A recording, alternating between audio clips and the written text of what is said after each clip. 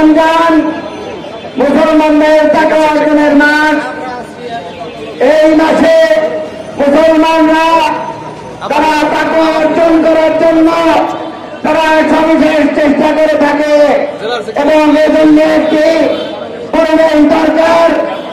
আমরা সরকারের কাছে বলতে চাই যে আমাদের এই মাহে রমজানের পবিত্রতা রক্ষার জন্য দ্রব্য মূল্যের যে ঊর্ধ্বগতি আছে সেই ঊর্ধ্বগতি এটাকে নিয়ন্ত্রণ করতে হবে, সিন্ডিকেটকে বন্ধ করতে হবে, আমাদের আইন শৃঙ্খলা পরিস্থিতির উন্নতি করতে হবে, যাতে রোজাদাররা নির্বিঘ্নে রোজা পালন করতে পারে এবং টাকা অর্জন করার সুযোগ পেতে পারে। সংগ্রামী বন্ধুরা, আমি আজকের এই মিছিলের পূর্বের বক্তব্য আর দীর্ঘায়িত করতে চাই না।